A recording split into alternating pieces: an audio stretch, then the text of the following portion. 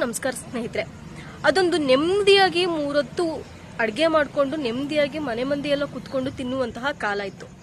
ಕಾಲ ಕಳೀತಾ ಹೋದಂಗೆ LPG ಸಿಲಿಂಡರ್ ಬಂತು. ಒಂದಷ್ಟು ಜನ ಅಡಾಪ್ಟ್ ಮಾಡ್ಕೊಂಡ್ರು, ಒಂದಷ್ಟು ಜನ ಅಡಾಪ್ಟ್ ಮಾಡ್ಕೊಳ್ಳಿಲ್ಲ. 2014 ನಂತರ ಎಲ್ಲರೂ ಮನೆಗೂ ಉಜ್ವಲ ಯೋಜನೆ ತರ್ತೀವಿ, ಎಲ್ಲಾ ತಾಯಂದ್ರಿಗೂ ಏನು ಒಲೆಯಲ್ಲಿ ಊದಿ ಅವರಿಗೆ ಯಾವುದೇ ಶ್ವಾಸಕೋಶ ಸಂಬಂಧಿ ಕಾಯಿಲೆಗಳು ಯಾವುದು ಬರಬಾರ್ದು, ಹೆಲ್ದಿ ಆಗಿರ್ಬೇಕು, ಉಸಿರಾಟ ಸಮಸ್ಯೆ ಆಗಬಾರ್ದು ಅನ್ನೋದಕ್ಕೆ ಒಂದಷ್ಟು ರೀಸನ್ಸ್ಗಳನ್ನ ಕೊಟ್ಟರು. ಎಲ್ಲರೂ ಕೂಡ ತುಂಬಾ ಕಷ್ಟ ಪಡ್ತಾರೆ ಹೆಣ್ಮಕ್ಳು, ಅವ್ರಿಗೆ ಏನು ಪ್ರಾಬ್ಲಮ್ ಆಗಬಾರ್ದು ಅಂತ ಒಂದಷ್ಟು ರೀಸನ್ಗಳನ್ನ ಇಡೋದ್ರ ಮುಖಾಂತರ ಉಜ್ವಲ ಯೋಜನೆನ ತಂದಾದ್ಮೇಲೆ ಸ್ಟಾರ್ಟಿಂಗ್ ಉಚಿತ ಅಂತ ಬಂತು. ಅದಾದ್ಮೇಲೆ ಸ್ಲೈಟ್ಲಿ ಪ್ರೈಸ್ ಅನ್ನ ಹೈಕ್ ಮಾಡ್ತಾ ಹೋದಂಗೆ ಜನಗಳೆಲ್ಲ ಅದು ಆ ಕಡೆ ಫಾರೆಸ್ಟ್ ಅಲ್ಲಿ ಏನು ಸೌದೆಯನ್ನ ತರ್ತಿದ್ರು ಅದನ್ನ ಕಂಪ್ಲೀಟ್ ಆಗಿ ಅವಾಯ್ಡ್ ಮಾಡುವಂತಹ ಸಿಚುವೇಶನ್ಸ್ ಕ್ರಿಯೇಟ್ ಆಯ್ತು.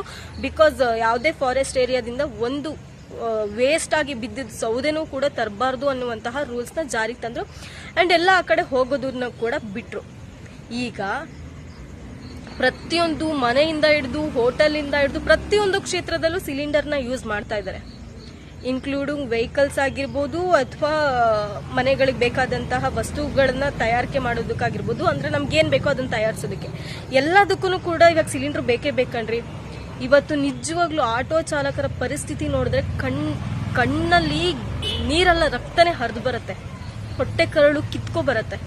ಅಷ್ಟು ಗೋಳಾಡ್ತಿದ್ದಾರೆ, ಅಷ್ಟು ನೆರಳಾಡ್ತಿದ್ದಾರೆ. ಇವತ್ತು ₹1 ಪ್ರೈಸ್ ಹೈಕ್ ಆಯ್ತು ಅಂತ ಹೋರಾಡುವಂತಹ ಪಕ್ಷಗಳು ಇವತ್ತು ನಮಗೆ ಸಿಲಿಂಡರ್ ಸಿಗ್ತಿಲ್ಲ ಅಂತ ಯಾವನು ಹೋರಾಡ್ತಾ ಇಲ್ಲ, ಯಾವನು ಮಾತಾಡ್ತಾ ಇಲ್ಲ. ಕೆಲವೊಂದು ಕಡೆ ಅಜ್ಜಿ ಯಾವ್ದೋ ಒಂದು ಏರಿಯಾದಲ್ಲಿ ಕುತ್ಕೊಂಡು ಗೊಳೋ ಅಂತ ನನಗೆ ನಾನೇ ಆಧಾರ, ನನಗೇನು ಇವಾಗ ವ್ಯವಸ್ಥೆ ಇಲ್ಲ, ನಾನು ಏನು ಮಾಡ್ಲಿ ಅಂತ ಕಣ್ಣಲ್ಲಿ ನೀರು ಹಾಕಿ ಕೊರಗ್ತಾ ಇದ್ದಾರೆ.